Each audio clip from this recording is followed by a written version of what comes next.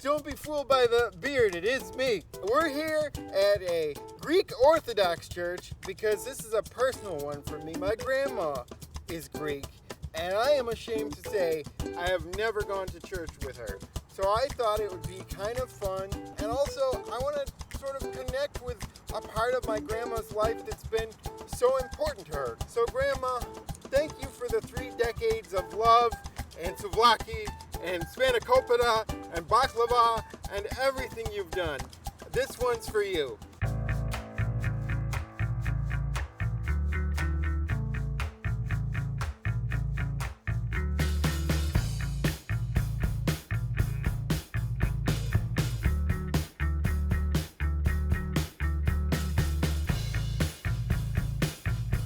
What?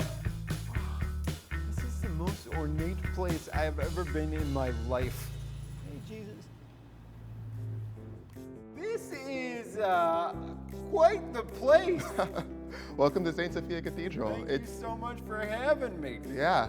So, I am not Greek Orthodox, but my grandma is. Really? So, yeah, and I've never been to church with her before, because I didn't know that are all Greek churches like this? All Greek churches are ornate. All Orthodox churches are very ornate. We love images, icons.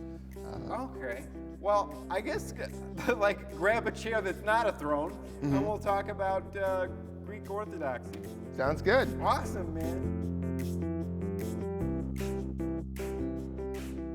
First of all, thanks for inviting me, and I have to get this out of the way. Are you Greek? Not even a drop Greek. I did not know that you could be Greek Orthodox and not be Greek. Funny enough, that was my impression too. Did you grow up in the church, or How did this happen? Yeah, how did this happen? So I grew up in a Black Baptist church with a tambourine shaking, grandmothers dancing in the front, and that was kind of my experience. How old are you? I am 26. You're 26, so before you converted to Greek Orthodoxy, did you have any idea about it? I had no idea about Orthodoxy until my senior year of high school. I took a church history class. This Orthodoxy thing just really interested me because I had never heard of it. Even though my grandmother is Greek, I have no idea what being Greek Orthodoxy actually means. Orthodoxy claims to be like the church of Christ, the church which Christ established with his apostles. Becoming Orthodox isn't about being Greek. It's not about being more right or whatever. It's about finding Christ and more fully. The idea of fullness is what I was seeking. I had come from what I felt was a shallow understanding and a shallow experience. And Orthodoxy claims to, and I believe, holds the fullness of the faith. And so we have this need for experiential faith. We reverence icons. We speak of the lives of the saints. It's a very organic faith. Are all Orthodox churches, are they so ornate? The architecture is trying to communicate to us that God is bending the heavens. God is bending the world to be present with us. When we come into the church, we believe that we enter into the kingdom of heaven, to the end times. And so we have this really grand view of what it means to be a Christian, of what it means to worship in his presence. So this is almost what heaven is like. That's what we believe. That's the goal. The goal of any Orthodox church is to give you a taste of what heaven is. So how are you involved with the church, and how does it affect your life? I serve in the altar on Sundays and other feast days, holidays. But don't you you live here, right? I Not do. in this room particularly. I live really close by. The church owns an apartment complex behind here. And I work also as the events coordinator. So I book the weddings and sacraments and baptisms. And I also teach in Sunday school. I teach the junior high kids. You run the youth group. Are we having a meeting there tonight? Is that what's going on? It's a young adults group. So the average age is probably about 30. What do you normally talk about at these meetings? We talk about being Orthodox in America in the 21st century. We try to talk about how do we connect this ancient faith to the modern world. I often wonder what the difference is between the prayers that God answers and the ones that he doesn't. In Orthodoxy, there's really only one prayer, and it's Lord have mercy. And we pray that prayer for everything and everybody in the whole world. The difficulty of faith is seeing mercy through pain, and seeing mercy through loss, and seeing mercy through disappointment. If we think God's not answering our prayers, he's answering that right prayer, that Lord have mercy. And so we just need to kind of quit thinking that we're the ones that are going to save the world and turn to the one who has saved the world and who continues to save the world, and just become a part of his purpose. And when we do that, we find our prayers being answered more and more. For the converts in the room, when you decided to start searching, did you go other places as well and then arrive here, or was this the first place you looked?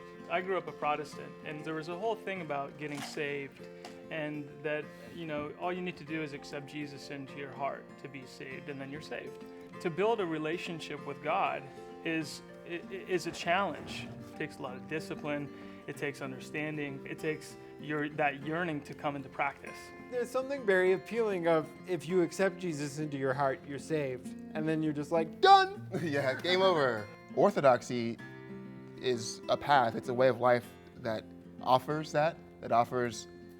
true spiritual growth. It offers a means for spiritual growth. It doesn't say that the goal is unattainable. It says it's hard, but it says when you do these things, you live this way, you love this way, you forgive this way, you pray this way, you'll reach this end. I know there's probably 1,000 more questions. Sorry. And it's okay. Just time-wise, we do start doing our little prayer service. Would you want to go and join us in the chapel? Absolutely. Okay. Thank you guys for being so open and sharing such wonderful stories. Yeah.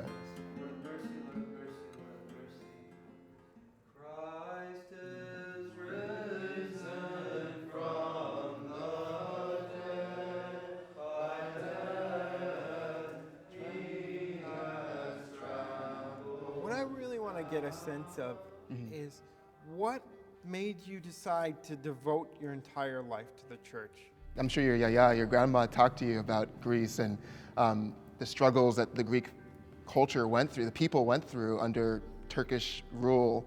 Orthodoxy is a faith that has been suffered for 2,000 years, and it comes out of suffering.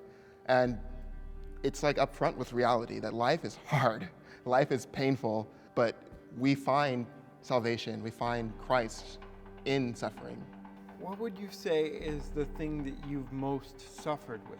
My parents split up when I was younger, and a lot of family drama growing up.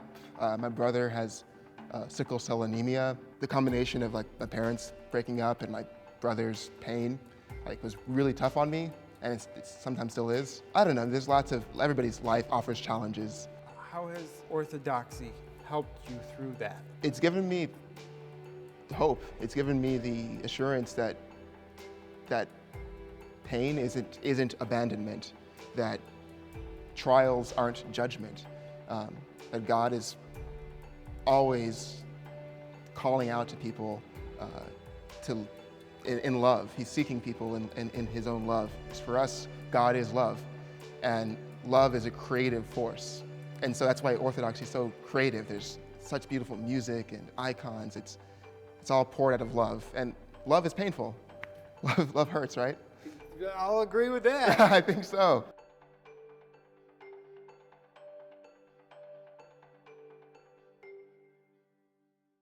So I just had a beautiful experience with a bunch of Orthodox. Well, they're not Greek. Most of them are not Greek, which has been very illuminating to me. I can see why my grandma would want to come to a place like this and would feel the presence of something bigger than herself. My grandma is one of the most passionate people you will ever meet. And she was mainly passionate about cooking and making sure that you always had more food to eat.